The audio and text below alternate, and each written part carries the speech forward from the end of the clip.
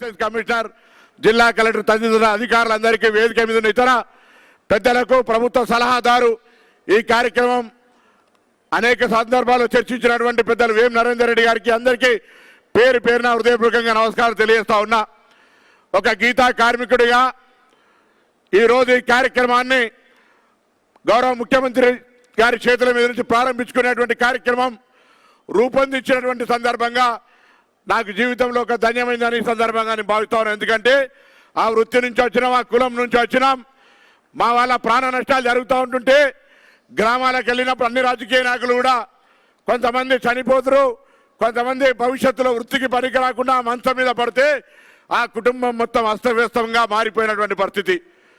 జీవితకాలం అంగవైకల్యం అయితే ప్రాణం పోయి జీవితకాలం అంగవైకల్యంతో ఆరోగ్యంగా మరి వైద్య చికిత్స కూడా చేసుకునేటువంటి ఇబ్బంది ఉండేటువంటి పరిస్థితులలో ఈరోజు 2-3 అంశాలను మన తెలంగాణ ప్రభుత్వం పక్షాన, ప్రజాపాలన పక్షాన, ముఖ్యంగా కుల వృత్తి చేసుకునేటువంటి గీతా కార్మికులు ఈ వృత్తి బాగుంటే కుండలమైనటువంటి కుమ్మరి వాళ్ళు కావచ్చు, కమ్మరి వడ్రంగి కావచ్చు, అనేకమైనటువంటి కులాలకు సంబంధించి చేయుత వాల్యూ అడిషన్గా ఆ వృత్తులన్నీ కూడా బతికేటువంటి అవకాశం ఉంటుంది. కాబట్టి ఇందులో కావాల్సిన ప్రధానమైన 2-3 అంశాలు, ఒకటేమో రాను రాను వనం అంతరిస్తూ ఉంది.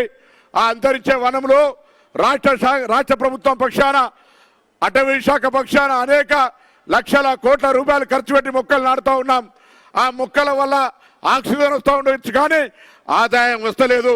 మనం ఆదాయం వచ్చే తాటి ఈత మొక్కల్ని పెట్టినట్టయితే ప్రకృతి రీత్యా మొక్కలు నాటినట్టు దాని తరువాత మట్టతో సహా ప్రతి వస్తువు ఈరోజు ఆదాయం వచ్చేటువంటి ఒక అవకాశం ఉన్న మొక్కగా దీని నాటడంలో భవిష్యత్తులో ఈజీఎస్ కావచ్చు, ఇతరత్ర ప్రభుత్వ పథకాల ద్వారా ఈ మొక్కలు నాటేటువంటి ఒక కార్యక్రమానికి తాటి ఈతవన ప్రాధాన్యత ఇవ్వాలని సందర్భంగా నేను కోరుతా ఉన్నా. అంతేకాదు ప్రభుత్వ స్థలాలు ఎక్కడెక్కడ ఉన్నాయో ల్యాండ్ రియల్ ఎస్టేట్ పెరిగినా ప్రభుత్వం కూడా జాగ గుంజుకోలేనటువంటి విధంగా రోడ్లు కావచ్చు, ప్రాజెక్టులు కావచ్చు, ఎక్కడెక్కడైతే ప్రభుత్వ స్థలాలు ఉన్నాయో వాటి దగ్గర మ్యాండేటరీగా తాటి ఈత చెట్లు పెంచే విధంగా ప్రభుత్వం ఆదేశాలు ఇవ్వాల్సిందిగా గౌరవ ముఖ్యమంత్రి గారు హృదయపూర్వకంగా కోరుతా ఉన్నా. దాంతో పాటుగా ఈరోజు మరి చనిపోయేటువంటి పాత వాళ్ళకి సంబంధించి కొద్దిగా బకాయిలున్నాయి. దయచేసి దాదాపు 7 కోట్ల చిల్లర గత ప్రభుత్వంకు సంబంధించిన బకాయి అయినప్పటికీ కూడా దయతో వాటిని కూడా మరి కేటాయించే విధంగా చేయాల్సిందిగా నేను ఈ సందర్భంగా కోరుతా ఉన్నా. దాంతోపాటు ఎక్కడైనా గ్రామీణ ప్రాంతాల్లో ఇప్పటికి కూడా ప్రభుత్వ భూమి కొంత పనికి రాకుండా ఉన్నటువంటి భూమిని దయచేసి చెట్లు పెంచుకోవడానికి కూడా గతంలో జీవో నెంబర్ 560 ఉండే, దానికంటే ముందు కోటి వెలుగుల కింద కూడా కార్యక్రమం ఉండే.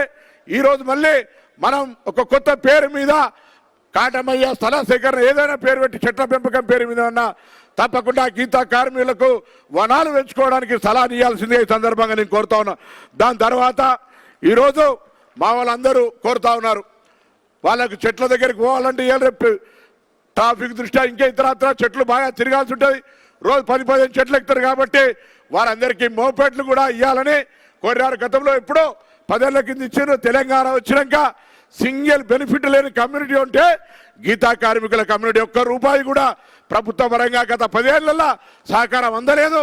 ఇలా గీతా కార్మికులకు ఆదుకునేటువంటి విధంగా మరి ప్రభుత్వం నిర్ణయం తీసుకోవాలని సందర్భంగా కోరుతూ, ఈ కళ్ళు వృత్తి నామోషి కళ్ళు తాగాలనేటువంటి పరిస్థితి నుంచి పట్టణాల రోడ్లు, హైవేల మీద కానీ గ్రామీణ మున్సిపాలిటీ ప్రాంతాల్లో కానీ మోడల్గా తాడి నీరా బార్ల రూపం లోపల హైజెనిక్గా మంచి ఫుడ్తో సహా ఈ కళ్ళును నేచురల్ ప్రొడక్ట్ని అమ్మే విధంగా మరి ప్రభుత్వం తరఫున అది పిపిపి మోడా సహకార సంఘం ద్వారానా ప్రభుత్వం తరఫున ఎట్లయినా కానీ కనీసం నియోజకవర్గం ఒకటి చొప్పున ముందుగా మరి తాడి నీరా పేరు మీద కళ్ళు వృత్తులను అమ్ముకోవడానికి ఒక వ్యవస్థను ఏర్పాటు చేయాల్సిందిగా మీరు అధికారులను ఆదేశించాలని సందర్భంగా నేను కోరుతాను.